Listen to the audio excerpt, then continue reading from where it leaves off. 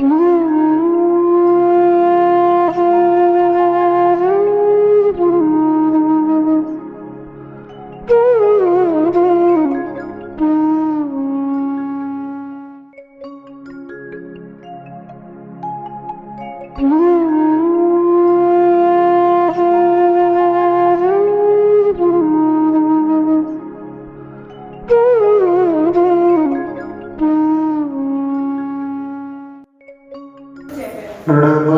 अर्हन्ताणं नमो सिद्धाणं नमो हिरियाणं नमो छायाणं नमो लोए सब साहुणं।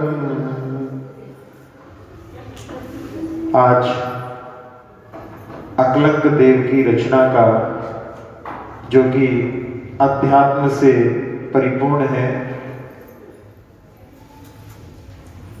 अकलंक देव के बारे में आप सभी लोग परिचित हैं कि जिन्होंने अपने ज्ञान के माध्यम से तात्कालिक बौद्ध धर्म से वहां पर टक्कर लेकर के जैन धर्म की विजय प्रदान करी थी। मान्यखेट नगर के राजा शुरतुंग और उनकी रानी पद्मावती के दो पुत्र थे। उस समय एक चित्रगुप्त नाम के मुनिराज, जिनके पास में जाकर के राजा और रानी ने अष्टानिक में ब्रह्मचर्य का व्रत लिया था, और उस समय में अपने दोनों पुत्रों से भी कि तुम लोग भी ब्रह्मचर्य का व्रत ले लो। और जब विवाह के योग्य होते हैं तो उस समय में विवाह के लिए उनसे पूछा जाता है, तो वो कहते हैं कि आपने तो हमें ब्रह्मचर्य व्रत दिलवाया था। पिता उस समय कहते हैं कि वो तो हमने 8 दिन के लिए बोला था, तो कहा था कि हमें तो कोई ज्ञात नहीं था, हमने तो आजीवन ब्रह्मचर्य व्रत धारण कर लिया है। और उन्होंने जब वो अपने अध्ययन के योग्य हुए थे तो उन्होंने अध्ययन किया, और उसके बाद में उस समय बौद्ध धर्म का काफी जोर था, तो वो बौद्ध धर्म का अध्ययन करने के लिए एक महाबोधि स्थान पर भी गए थे। और वहां पर ज्ञात होने पर वहां से निकल करके किस प्रकार वो गए, और उस समय में जो उनके छोटे भाई निकलंक थे, उन्होंने अपने प्राणों की आहुति दे करके अकलंक देव को बचाया था कि आप एक पाठी हैं, आपको एक बार में याद हो जाता है तो आपसे धर्म की महान प्रभावना होगी। और उन्होंने बहुत सारी रचनाएं की हैं, जिसमें तत्वार्थ वार्तिक, राजवार्तिक के नाम से जाना जाता है, जो सर्वार्थ सिद्धि के बाद में लिखी गई महान टीका है। इनकी एक कृति जो देवागम स्तोत्र आप्तमीमांसा के ऊपर अष्टशती है, जिसमें 800 दोहों में, जो 113-14 दोहों में थी आप्तमीमांसा, उसको उन्होंने 800 दोहों में विस्तार दिया। और उसी के ऊपर फिर अष्टसहस्री लिखी गई है, जो आचार्य विद्यानंद जी महाराज ने लिखी है। एक श्वेतांबर विद्वान ने कहा कि दिगंबर संप्रदाय में जो राजवार्तिक और श्लोक वार्तिक 2 ऐसे ग्रंथ हैं, उनकी टक्कर में हमारे पास में एक भी ग्रंथ नहीं। यानी इतनी महान रचनाएं जो आचार्य अकलंक देव ने की हैं। इनकी और रचनाओं में प्रमाण संग्रह, लघियस्त्रय नाम भी आते हैं। वाद विवाद में हमेशा जैन धर्म की पताका फहराने वाले ऐसे प्रमाण देते थे, इसीलिए कवि धनंजय के द्वारा रचित प्रमाण मकलंकस्य पूज्य पादस्य लक्षण द्विसंधान कवे काव्यम रत्नत्रयम अपष्टमम, कि प्रमाण यदि कोई है तो वो अकलंक देव के हैं। और पूज्यपाद के लक्षण ग्रंथ यानी व्याकरण ग्रंथ और द्विसंधान कवि काव्य जो कवि धनंजय का, जिसको कि राघव पांडवी बोलते हैं, ये तीनों रत्नत्रय हैं, इनके समान कोई दूसरा नहीं है। तो ऐसे उनकी इस रचना को अपन यहाँ पर प्रारंभ करते हैं। मंगलाचरण अभी अपन करेंगे, जिसमें मंगलाचरण क्यों करते हैं तो उसके बारे में पहले भी अपन विचार कर चुके हैं। पुनः यहाँ पर मंगलाचरण क्यों किया जाता है उसके बारे में सबसे पहले नास्तिकता का परिहार करने के लिए, शिष्टाचार का पालन करने के लिए, पुण्य की प्राप्ति के लिए और शास्त्र निर्विघ्न समाप्त हो, इस भावना से भी मंगलाचरण किया जाता है। कृतज्ञता का ज्ञापन करने के लिए, निरहंकारता की सिद्धि के लिए, ग्रंथ की प्रामाणिकता के लिए और पढ़ने और सुनने वालों की श्रद्धा में वृद्धि हो, इस भावना से भी मंगलाचरण किया जाता है। फिर इसमें निमित्त किस लिए ये रचना हुई है इसके बारे में कोई जानकारी नहीं है, लेकिन यहाँ पर शिष्य को समझाने के लिए ये रचना हो सकती है। हेतु इसके माध्यम से अध्यात्म का पारायण पढ़ने वाले करें, ऐसी भावना से ये हेतु अपन इसको ले सकते हैं। परिमाण इसके नाम में ही छिपा हुआ है, पंचविंशति, इसमें 25 काव्य हैं और नाम इसमें स्वरूप संबोधन, आखिरी काव्य में स्वरूप संबोधन पंचविंशति आता है, तो ये इसका नाम है। और कर्ता के बारे में अपन ने पहले से ही देख लिया है कि आचार्य अकलंक देव ने इसकी रचना की है। तो ऐसे स्वरूप संबोधन ग्रंथ को अपन यहाँ पर मंगलाचरण के माध्यम से प्रारंभ करते हैं। मुक्ता मुक्तैक रूपो यह कर्म भी संविदादिना अक्षयं परमात्मानं ज्ञान मूर्तिं नमामितम्। मुक्ता मुक्तैक रूपो यः कर्म भी संविदादिना अक्षयं परमात्मानं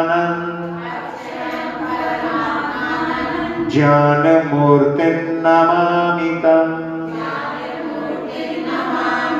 मुक्ता मुक्तैक रूपो यः कर्म भी संविदादिना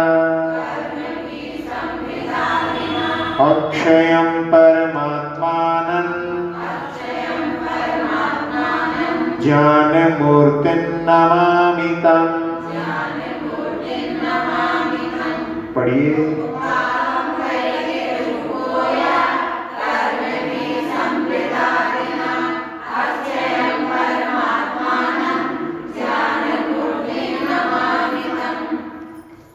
मंगलाचरण में आचार्य अकलंक देव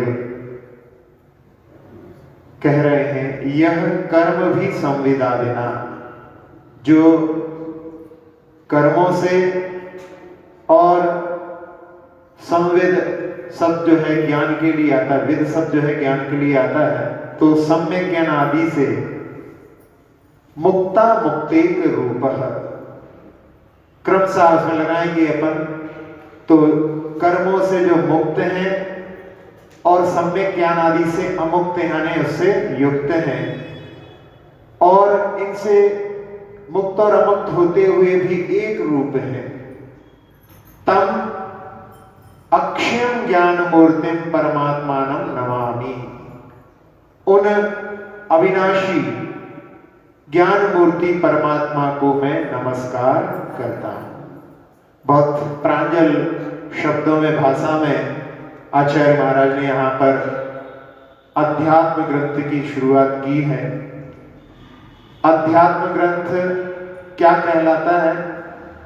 जहां पर दृश्य जगत से ऊपर उठ करके अदृश्य जगत में प्रवेश करते हैं, वो अध्यात्म कहलाता है। जो कुछ दिखाई देता है उसको भुला करके जो दिखाई नहीं देता है या जो देखने वाला है उसकी ओर दृष्टि जब ले जाई जाती है, तब अध्यात्म में प्रवेश होता है। तो यहाँ इस मंगलाचरण में अपन देखें, सबसे पहले अक्षयम। अक्षय शब्द का अर्थ क्या होता है?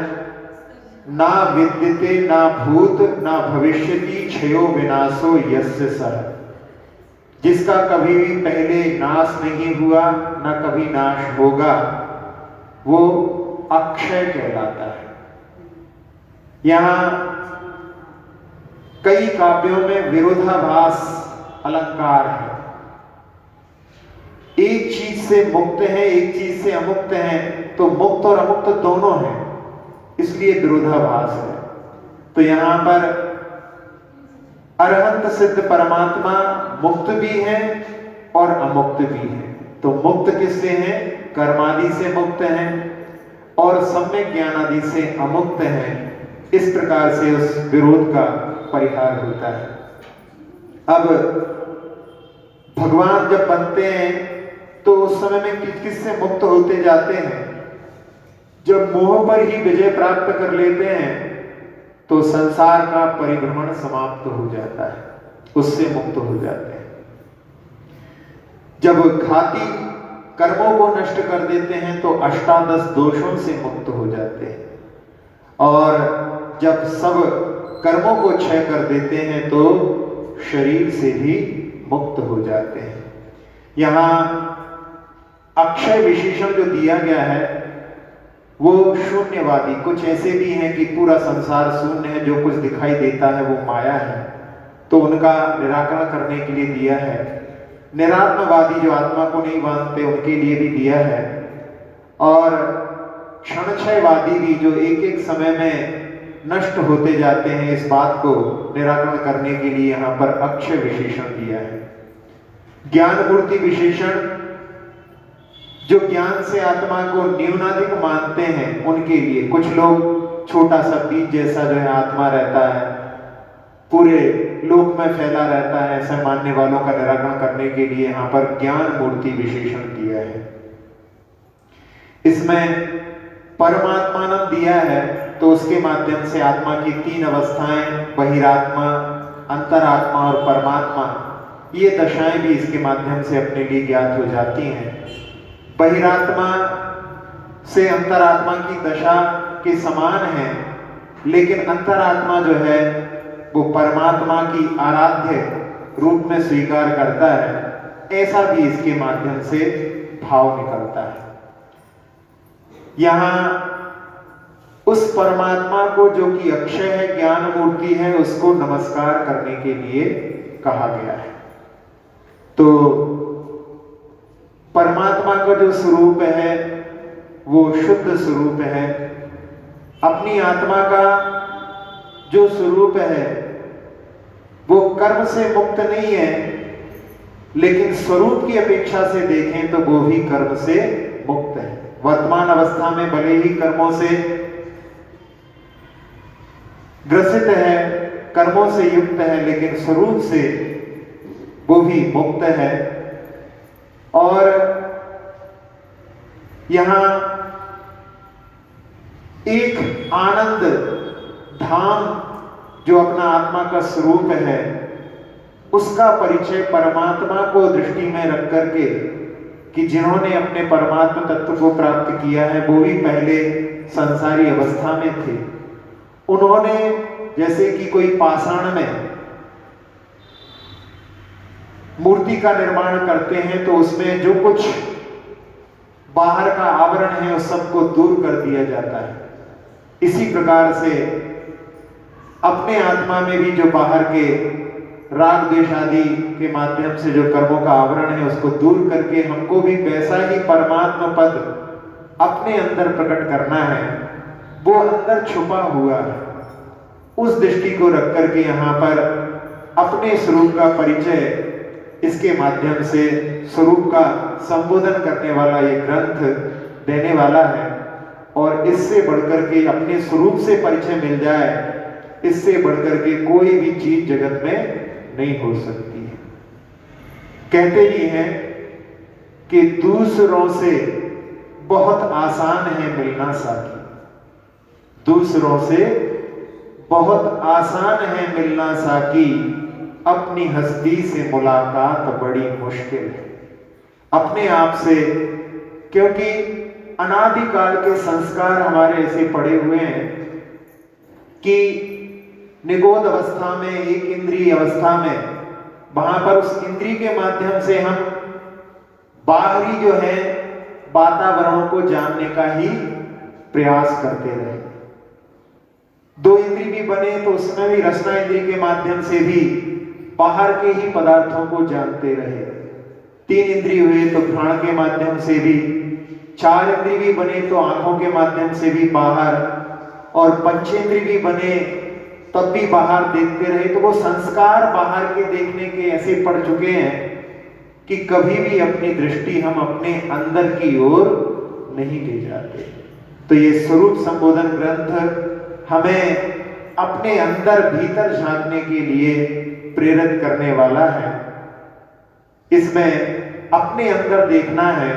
इसी के बारे में आचार्य श्री ने सूर्योदय शतक में एक दोहा लिखा है, खिड़की से क्यों देखता दिखे दुखद संसार, खिड़की में अब देख ले दिखे सुखद साकार। जिस ज्ञान के माध्यम से हम बाहरी जगत को देखते हैं, उसी ज्ञान के माध्यम से जो देखने वाला है उसको देखने का प्रयास करना, यही अध्यात्म शास्त्रों की, अध्यात्म की पहचान है। तो उस आत्म तत्व की ओर दृष्टि डालने के लिए कि इन खिड़कियों से, पांच इंद्रिय रूपी खिड़कियों से जीव हमेशा बाहर की ओर झांकता रहता है और उसमें संसार की जो दुखद स्थिति निर्मित होती है देखती है। क्योंकि संसार का स्वरूप ही जन्म मरण आदि, जहां पर द्रव्य क्षेत्र काल भव भाव रूपी जो संसार का परिवर्तन दिखाई देता है, तो सारा दुखद संसार दिखाई देता है। अब खिड़की में अब देख ले, उस खिड़की से बाहर ना देख करके उस ज्ञान का प्रयोग अपने आप को देखने के लिए कर ले, जिससे अपने आत्म तत्व को, जो कि सुखद है, सुख को देने वाला है, ऐसे साकार रूप में अपनी आत्मा का जानने का प्रयास यहाँ पर इस अध्यात्म ग्रंथ में आचार्य अकलंग देव के शब्दों के माध्यम से अपन यहाँ पर प्रयास करें। अब इसमें अक्षय शब्द के साथ में अविनाशी, जो कभी भी नाश को प्राप्त नहीं होता, उसकी शरण में हमें जाना है। तो हम देखें कि संसार में क्या क्या अविनाशी है। संसार में जिस परमाणु से सारे पुद्गलों का निर्माण होता है, वो परमाणु भी अविनाशी है, वो भी कभी भी नाश को प्राप्त नहीं होता। भले ही रूप जो दिख रहा है बड़ी पर्याय का, स्थूल पर्याय का, वो परिवर्तित हो जाए, लेकिन उसके जिनके द्वारा निर्माण हुआ है वो पुद्गल परमाणुओं का कभी भी नाश नहीं होता। तो वो भी अविनाशी है। धर्म द्रव्य भी अविनाशी है, अधर्म द्रव्य भी अविनाशी है, आकाश भी अविनाशी है, काल भी अविनाशी है। ये सब अविनाशी हैं, लेकिन ये सब मुझसे भिन्न है। उनसे हमारा ज्यादा सरोकार नहीं।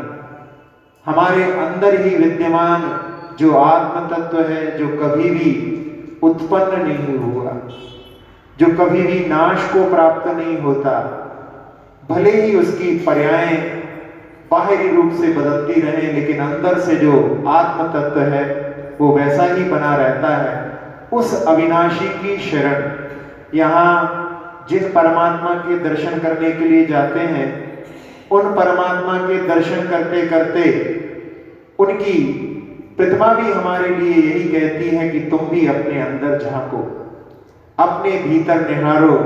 तो ऐसे अपने अंदर जो आत्म तत्व विद्यमान है, उसके दर्शन करने की प्रेरणा इस अध्यात्म ग्रंथ के माध्यम से हमारे लिए मिलती है। कहा भी है, शुद्धातम अरुपंच गुरु जग में शरणा दोए, और मोह उदय जी के प्रथा आन कल्पना होए। अपनी शुद्धात्मा और पंच गुरु, पंच परमेष्ठी गुरु, यही जग में दो शरण हैं, उनको देख करके अपने को अपने आत्म तत्व की शरण को प्राप्त करना है। तो ऐसे परमात्म तत्व को जो कि अपने अंदर विद्यमान है, अभी अनगढ़ रूप में है, उसको स्वयं अपने को गढ़ना है। उसको सबसे पहले गढ़ने के पहले उसको पहचानना है, उस स्वरूप को जानना है। तो यहाँ पर परमात्म तत्व जो कि कैसा है, अब अपन यहाँ पर देखें, ज्ञान मूर्ति है। पूरा शरीर जहां जहां आत्मा विद्यमान है वहां वहां ज्ञान है। इसलिए हमको कहीं भी कुछ होता है उसका ज्ञान हो जाता है। यदि आत्मा कहीं छोटी जगह में होती तो पूरे जगह का ज्ञान होना संभव नहीं था। हमको पूरे शरीर में अनुभूति हो जाती है, वहां वहां हमारी आत्मा है। जिस नाखून को काटने पर हमें पीड़ा नहीं होती उसमें आत्म तत्व नहीं, लेकिन जहां थोड़ा सा जहां पर जुड़ाव है वहां पर काटने पर कैसी पीड़ा होती है सबको अनुभूत है। तो वो वहां वहां पर आत्म तत्व है। मुंह में उंगली डालो कोई पीड़ा नहीं होती, लेकिन जहां अपने शरीर में जहां भी अनुभूति होती है वहां वहां आत्म तत्व है। तो पूरा शरीर ज्ञान मूर्ति है।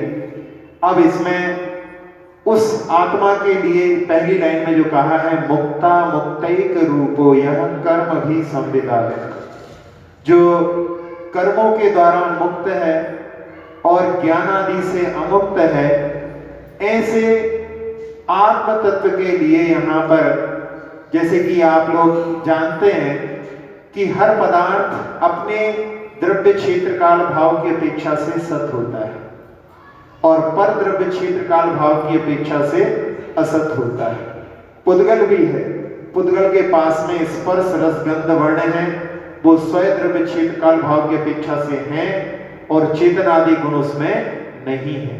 तो अस्थि नास्ति जिस प्रकार से बनता है उसी प्रकार से यहाँ पर इस आत्म तत्व में भी जो कि कर्म आदि से रहित है और ज्ञान आदि से युक्त है। अब यहाँ पर कर्म को विशेष रूप में इसलिए लिया है क्योंकि उस कर्म के माध्यम से संसार की विभिन्न अवस्थाएं निर्मित होती हैं। पूरे संसार में जो परिभ्रमण होता है जीव का, वो उस कर्म के वशीभूत होकर के ही होता है। तो उस कर्म के साथ में रह करके भी ये कर्म मेरा स्वरूप नहीं है, ये दृष्टि इस अध्यात्म ग्रंथ के माध्यम से हमको प्राप्त करना है कि वो कर्म यदि स्वरूप होता तो वो कभी भी परिवर्तित नहीं होता। जो चीज स्वरूप होती है वो कभी भी परिवर्तित नहीं होती। जो परिवर्तित होती है इसका मतलब जो वो स्वरूप नहीं है। कर्म के माध्यम से ये सब विभाव भाव हैं, ये हमारा स्वभाव नहीं है। ऐसी दृष्टि लेकर के जिन कर्मों का जो प्रभाव रहता है वो भी हमेशा स्थायी नहीं रहता। एक बार एक संत ने अपने शिष्य से कहा कि जाकर के पानी लेकर के आओ। वो पानी लेने के लिए गया और वहां पर जाने के बाद देखा तो वहां पोखर में बहुत गंदा पानी था। वो लौट करके आ गया। फिर उन्होंने कहा, बताया उसको कि वहां पर बहुत गंदा पानी है। फिर उसको भेजा, तब तक वहां से कोई और गाड़ी निकल गई तो फिर वहां पानी जो है गंदा हो गया। लौट करके आया, वहां तो बहुत गंदा पानी है। तीसरी बार फिर कहा और तीसरी बार जब वो गया तो बहुत समय तक कोई गाड़ी नहीं निकली थी। तो धीरे धीरे उसका जो स्वरूप था वो निर्मलता को प्राप्त हो चुका था और वो निर्मल जल भर करके वहां पर लेकर के पहुंच गया। तो ऐसे ही कर्मों के प्रभाव इसमें पड़ते हैं लेकिन वो हमेशा स्थायी नहीं रहते हैं। जैसे निर्मल जल है वैसे ही हमारे आत्मा का स्वभाव है और जो धूल आदि के कण हैं वो वहां पर कर्म का प्रभाव है लेकिन वो हमारा स्वभाव नहीं है। तो ऐसे अविकार स्वरूप कर्मों से मुक्त निस्वरूप की सुध होने पर ही उसकी ओर झुकाव उसको प्राप्त करने की भावना। और इन कर्मों के जब हम स्वरूप की ओर देखते हैं तो ज्ञानावर्णी कर्म, दर्शनावर्णी कर्म जिसके माध्यम से हम देखते जानते हैं, वहां पर हमारी आत्मा में ये शक्ति कभी भी पूर्णतः विनाश को प्राप्त नहीं होती। यदि आत्मा का ज्ञान और दर्शन गुण नाश को प्राप्त हो जाए तो फिर आत्मा ही क्या रहेगा। इसलिए ये गुण कभी भी विनाश को प्राप्त नहीं होते। कर्म भले ही इनके ऊपर कितना भी प्रभाव डाल दे, नित्य उद्घाटित ज्ञान उसका हमेशा बना रहता है। जैसे कहते हैं कि दिन में कितने भी बादल छा जाएं, लेकिन रात जैसा अंधेरा दिन में नहीं होता।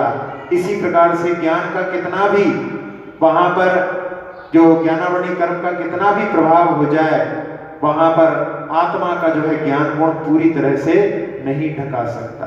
तो वो ज्ञान हमारे लिए यहाँ पर कर्मों का जो प्रभाव है, ज्ञानावर्णी कर्म का प्रभाव, वो हमारे ज्ञान गुण को किंचित तो ढक सकता है, लेकिन पूरी तरह से ढकने में समर्थ नहीं है। ऐसी दृष्टि रख करके कि उस कर्म का भी हमारे अपने जानने के लिए कोई बाधा उत्पन्न नहीं होती।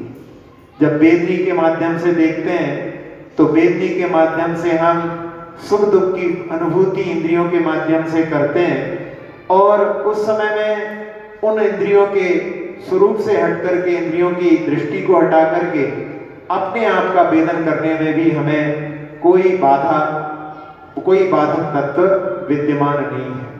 मोहनी कर्म को दूर करने के लिए ही यहाँ पर ये अध्यात्म ग्रंथ का अध्ययन अपन कर रहे हैं, और आयु नाम आदि कर्मों के माध्यम से भी, शरीर आदि के माध्यम से भी हमें अपने आप को जानने में अभी इस समय में कोई भी बाधक तत्व नहीं है। हम यदि अपने आत्मा को जानने के लिए अपने पांचों इंद्रियों के विषयों से ऊपर उठ करके जानने का प्रयास करें तो उसमें हमारे लिए कोई बाधा नहीं।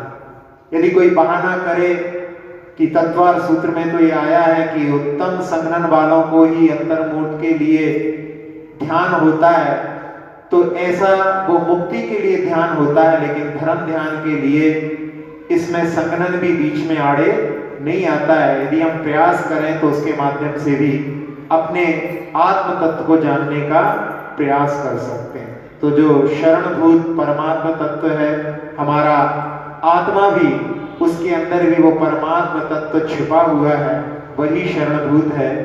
ऐसे बाह्य पदार्थों का जो संबंध है वो हमारे लिए बाधक है, क्योंकि वो हमारे आनंद गुण का विरोधी है। हमारा जब भी उपयोग बाहर की ओर जाएगा उसके माध्यम से हम अपने आत्म तत्व को नहीं जान सकते हैं। अनादिकाल से यह जीव केवल बाहरी तत्वों को ही जानता आया है, और यही अज्ञान भाव उसके अपने आत्मा के जानने में बाधक है, और कोई बाधक नहीं, अपना ही अज्ञान भाव।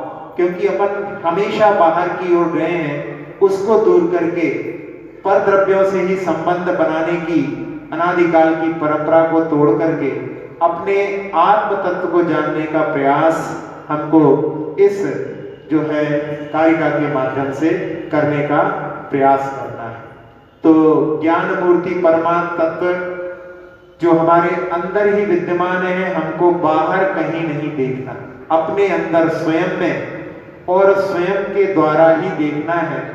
उस परमात्म तत्व को देख करके उस परमात्म तत्व की ओर ही झुकना है।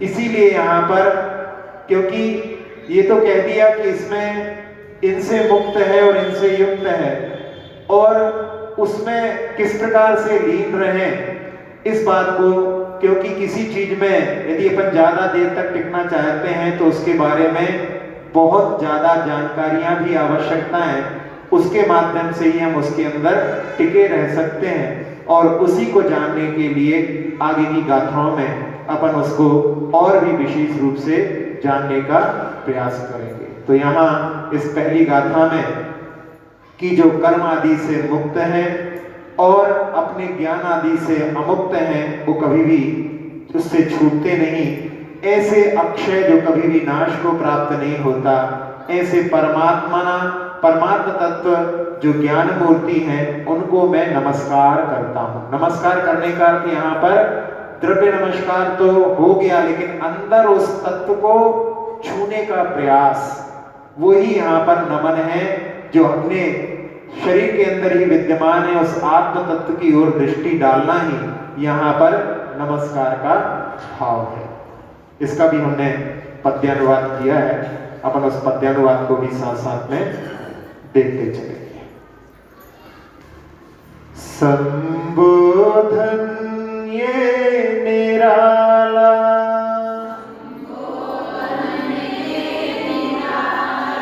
स्वरूप दर्शमाला, अकलंक देव रचना,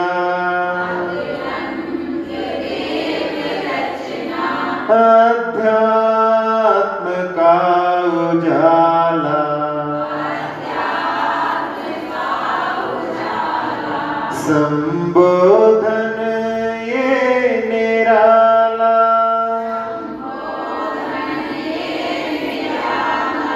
कर्मों से मुक्त जो है,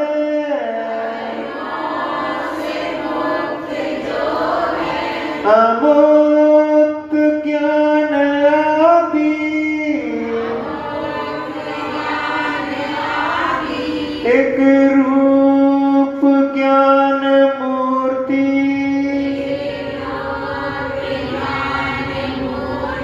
स्वभाव है अविनाशी,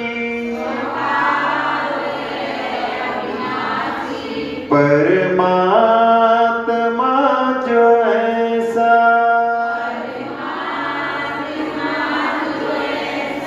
चरणों नमन सवारा,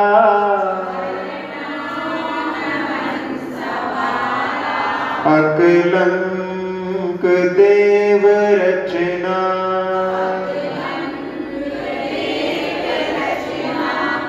अध्यात्म का उजाला, संबोधन ये निराला,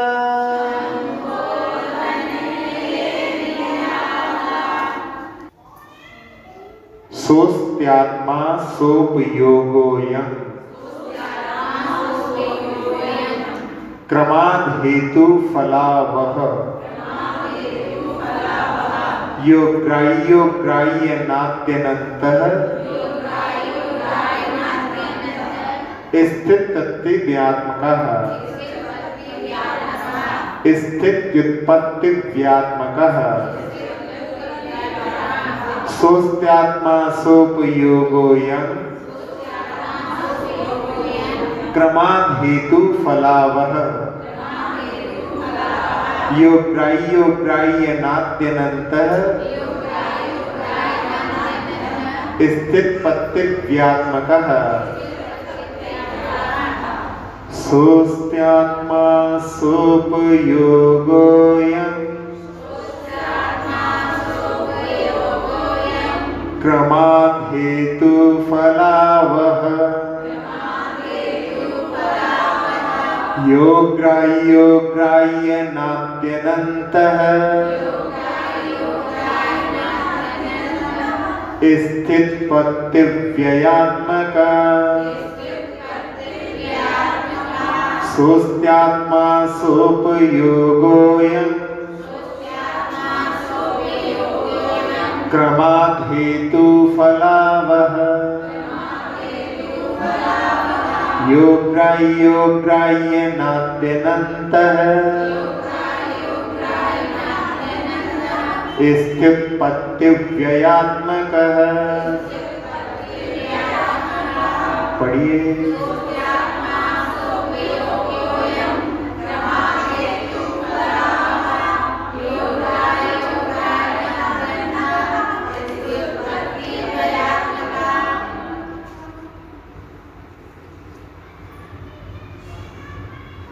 अभी हमने पहले काव्य में उस परमात्म तत्व जो ज्ञान मूर्ति है, अक्षय है, उसको यहाँ पर नमस्कार किया। अब यहाँ आत्मा के बारे में हम और जानने का प्रयास करेंगे। तो उसमें जो झुकाव हमने पहले इसमें नमन के लिए कहा था, उससे थोड़ा दूर जरूर हटना पड़ेगा, लेकिन जो कुछ वर्णन आगे किया जाएगा वो उसको और विषय जान करके उसको और प्राप्त करने के लिए ही किया जाएगा। इसलिए यहां पर ज्यादा देर तक टिकने के लिए, उसके ज्ञान के लिए विशेष रूप से जानने का अपन यहां पर प्रयास कर रहे हैं। तो सबसे पहले यहां पर क्या कहा कि जो ग्राही है और अग्राही है। ग्राही यानी ग्रहण करने योग्य है और अग्राही यानी ग्रहण करने योग्य नहीं है। पहले अपन इसके पूरे सूत्र के ही, पूरे जो श्लोक के ही अर्थ को देख लें, उसके बाद में फिर अपन एक एक शब्द का अपन अर्थ अलग देखेंगे। तो यह सोपयोगो क्रमाद हेतु फलावह, जो उपयोग सहित है यानी दर्शन और ज्ञान उपयोग से युक्त है और क्रम से हेतु फलावह यानी कारण और उसके फल यानी कार्य का करने वाला है, कार्य को धारण करने वाला है। ग्राही यानी ग्रहण करने योग्य है, अग्राही यानी जो ग्रहण करने योग्य नहीं है। अनाद्यनंतर जो अनादि है और अनंत है, साथ ही साथ में स्थिति उत्पत्ति व्यात्मक यानी उत्पाद व द्रव्य रूप है। सा अयम आत्मा अस्ति, वैसी जो है आत्मा है, यानी आत्मा के इतने गुणों को अपन को दृष्टि में रख करके उस आत्मा के बारे में विचार करना है। तो सबसे पहले यहां हमने कहा कि जो ग्रहण करने योग्य है और ग्रहण करने योग्य नहीं है। तो जैसे पूर्व की पर्याय जो निकल चुकी है या जो आगे भविष्य में पर्याय होगी, वो हमारे ग्रहण करने में नहीं आ सकती। वर्तमान की पर्याय तो हम ग्रहण कर लेते हैं, लेकिन जो पूर्व की पर्याय है, प्रध्वंसा भाव और प्रागभाव जो होते हैं, उसके माध्यम से हम उनके पूर्व और पश्चात की पर्यायों को ग्रहण नहीं कर सकते। हेतु यहां पर आश्रव संवर निर्जरा हेतु है और उनके द्वारा फल जो है, आश्रव का फल आश्रव हेतु है और उसके माध्यम से फल जो प्राप्त होता है बंध होता है। आश्रव पूर्वक ही बंध होता है और संवर और निर्जरा पूर्वक मोक्ष की प्राप्ति होती है। तो उसमें हेतु और हेतु का जो फल है, तो इसके माध्यम से अपन समझ सकते हैं। जैसे आत्मा का जो स्वरूप है, जिसके बारे में आचार्य कुंद महाराज ने अपने 5 ग्रंथों में जिस गाथा को रखा है, रसमरूपम गंधम अवत्तम चेदना गुणमसत्तम जान अलिगहणम जीवमणि दिट्ठ संठाणम। तो यहां पर कह रहे हैं कि जो रस से रहित है, रूप से रहित है, गंध से रहित है, अव्यक्त है और चेतना गुण से भरी हुई है और जिसको हम किसी लिंग के द्वारा ग्रहण नहीं कर सकते, किसी चिन्ह के माध्यम से ग्रहण नहीं कर सकते, यानी वो इंद्रिय के द्वारा और किसी चिन्ह के माध्यम से ग्रहण के योग्य नहीं है। तो वो आत्मा के लिए यहां पर जो कहा अग्राह्य है, किसके द्वारा वो ग्राह्य नहीं है। क्षयोक्षम ज्ञान के माध्यम से जो इंद्रिय जनित है, हम उसको नहीं जान सकते, लेकिन हम स्वानुभव के माध्यम से उस आत्मा को जान सकते हैं। सभी लोग, सभी संसार के प्राणी स्वानुभव से युक्त रहते हैं। जो स्वानुभव होता है, अपने आप की अनुभूति होती है, उस सभी जीवों के लिए मैं हूं ऐसी अनुभूति प्रत्येक जीव के लिए बनी रहती है। उसके माध्यम से हम इसको ग्रहण कर सकते हैं। अब यहां जिसमें हेतु और फल के बारे में देखें तो चौथे गुणस्थान से लेकर के 12वें गुणस्थान तक वो कारण समय सार कहलाता है और 13वें गुण स्थान में फल रूप वो कार्य समय सार हो जाता है। यदि हम 13वें गुण स्थान को कारण माने तो 14वां गुण स्थान उसका कार्य हो जाता है। 14वें गुण स्थान को यदि कारण माने तो सिद्ध पर्याय उसका कार्य समय सार हो जाता है। इस प्रकार से कार्य कारण की व्यवस्था यहाँ पर जो हेतु क्रमाद हेतु फलावह इस शब्द की यहाँ पर इस प्रकार से अपन व्याख्या कर सकते हैं।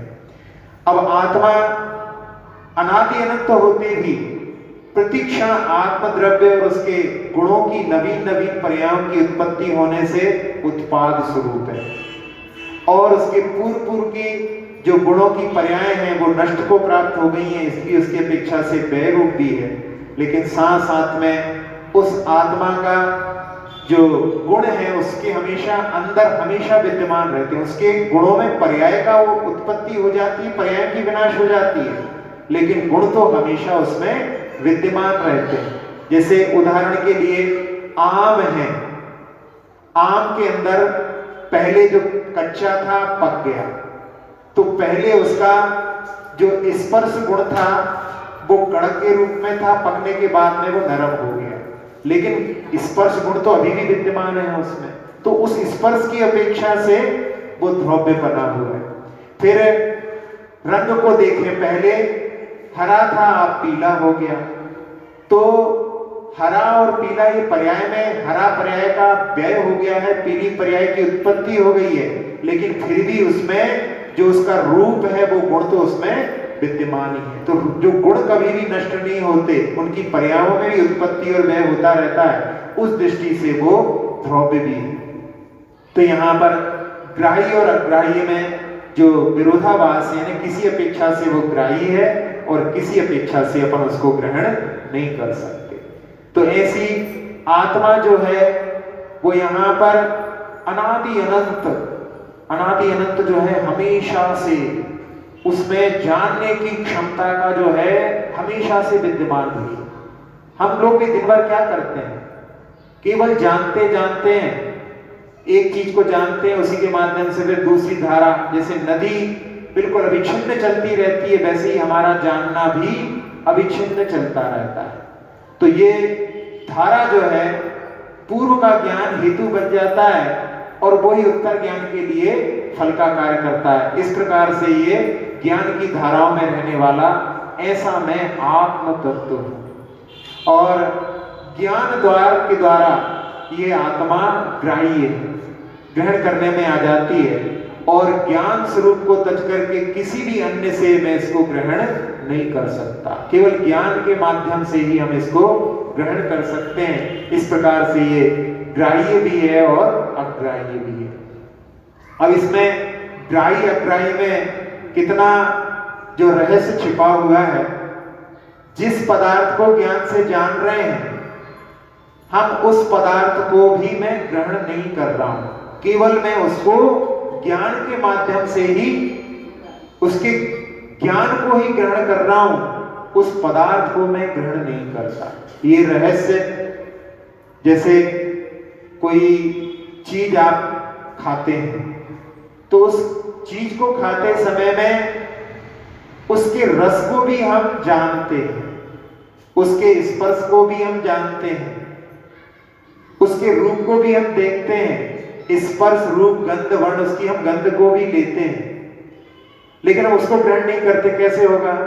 क्योंकि आप जो पदार्थ खाते हैं, खाने के बाद में आपने चर्वण किया, चर्वण के माध्यम से आपकी जिह्वा के यहाँ पर जो टेस्ट बड्स हैं उसके माध्यम से उसमें कौन सा रस है, खट्टा है, कड़वा है, चरपरा है, इस सब उस रस को वहां पर आपने ग्रहण कर लिया, और चर्वण करने के बाद में वो सब पूरा नीचे उतर गया।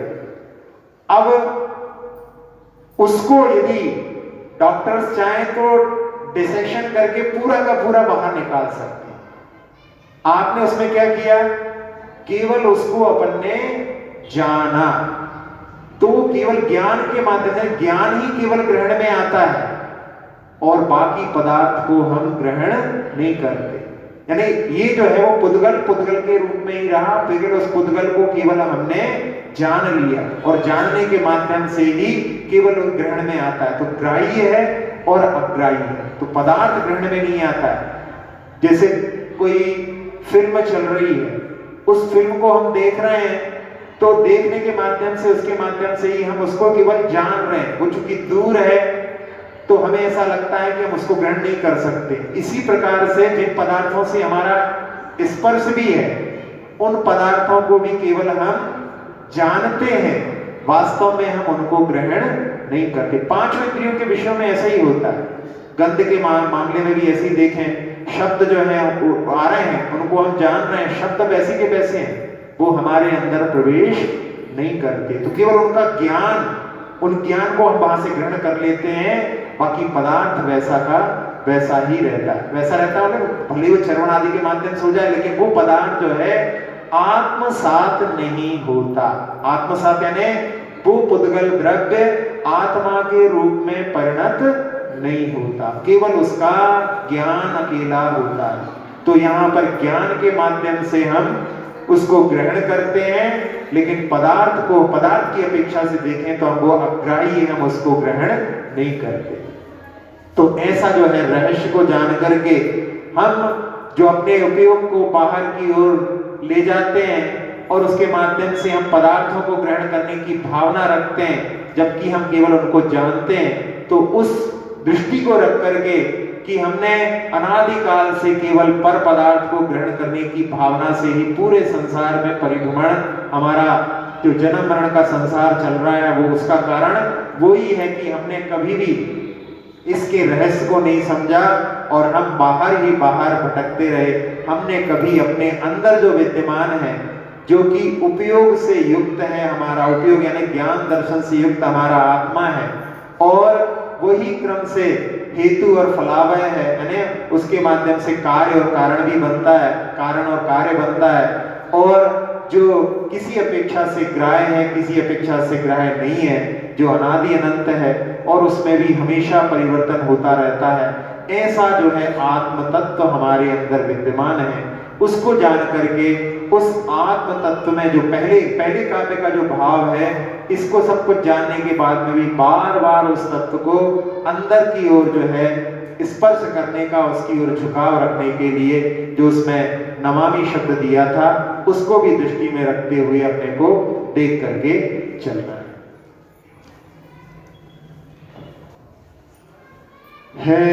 योग्य ग्रहण से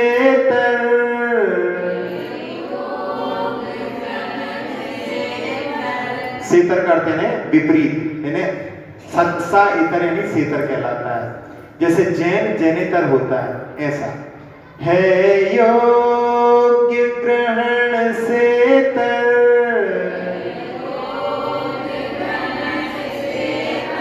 उपयोग ज्ञान दर्शन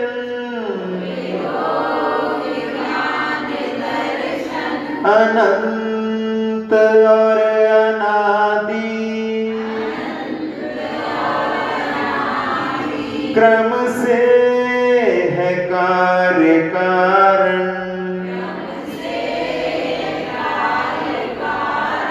उत्पाद द्रव्य व्यय भी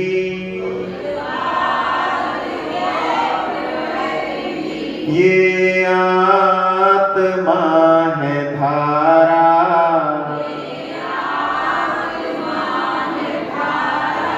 अकलंक देव रचना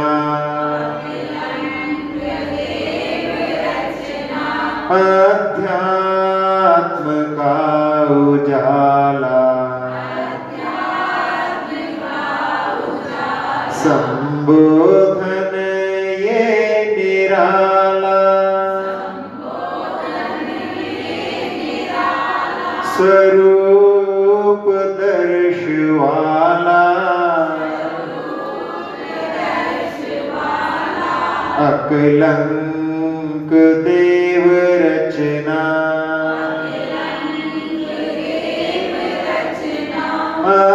अध्यात्म का उजाला संबोधन ये निराला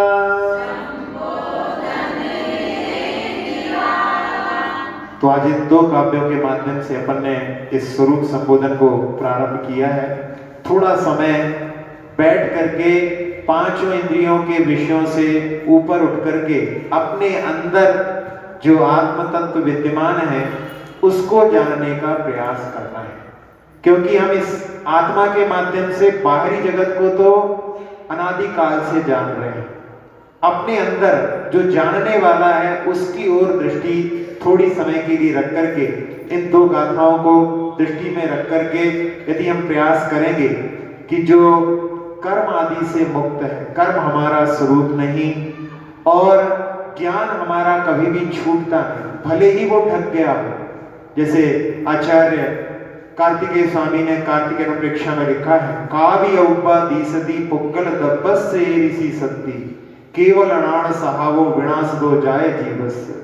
कोई पुद्गल कर्म द्रव्य में भी इतनी शक्ति होती है कि जो हमारा स्वभाव है केवल ज्ञान को पूरी तरह से तुरहित हो गया है, लेकिन फिर भी हमारे ज्ञान को उसने पूरी तरह से नष्ट नहीं किया है। उसकी कुछ किरणें तो भले केवल ज्ञान की किरणें ना कहलाएं वो, लेकिन कुछ क्षयुप्सम ज्ञान तो हमारे अंदर विद्यमान है। तो उस दृष्टि से यहाँ पर हमारे अंदर वो ज्ञान है और वो कभी भी नाश को प्राप्त नहीं होता। आत्म तत्व अक्षय है। ऐसे ज्ञान मूर्ति एक एक प्रदेश पर वो ज्ञान से भरा हुआ है। ऐसे परमात्मा तत्व जो हमारे अंदर अनगढ़ पत्थर के रूप में पड़ा हुआ है, उसी से हमको परमात्मा का निर्माण करना है। ऐसी दृष्टि से उसको देखने का प्रयास करना चाहिए। तो जैसे कि एक फिल्मी गाना है, लेकिन उसमें भी भाव जो है उसको अपन लिखें कि उसमें कहते हैं, तुम इन नजारों को देखो और तुम्हें देखते हुए मैं देखूं।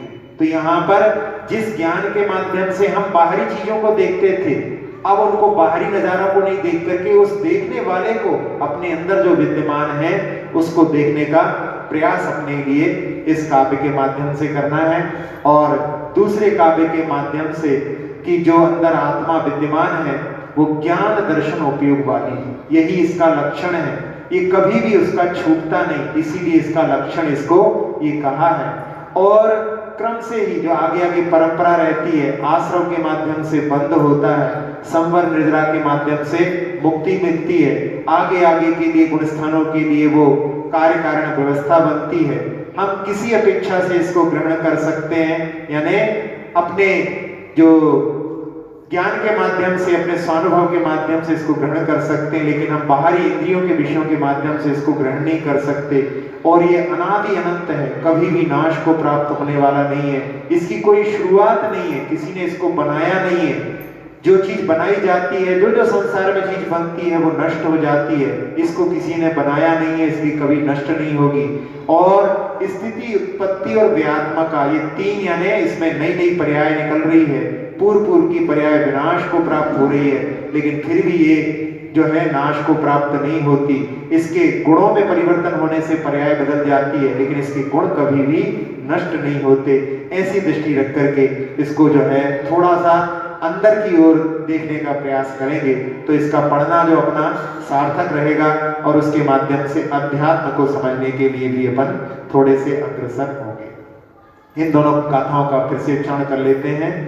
मुक्ता मुक्तैक रूपो यः कर्मभिः संविदादिना अक्षयं परमात्मानं ज्ञानमूर्तिं नमामि तम्। सोऽस्त्यात्मा सोपयोगोऽयं क्रमाद् हेतुफलावः योग्राह्यो ग्राह्य नाद्यनन्तः स्त्युत्पत्तिव्ययात्मकः। अक्षर पद मात्रा से दूषित वचन अगर ममहीन रहे,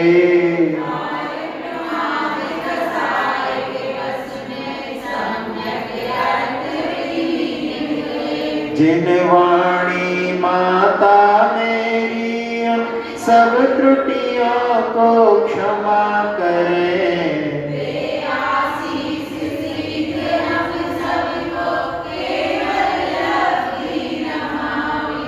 प्राप्त हमें हो बोधि समाधि परिणामों की शुद्धि हो।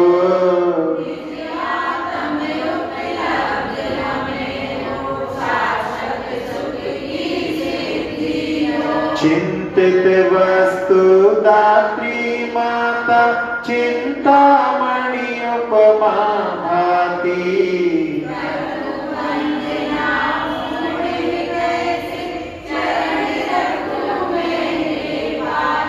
कर जिन वाणी स्तुति तन की ममता टार।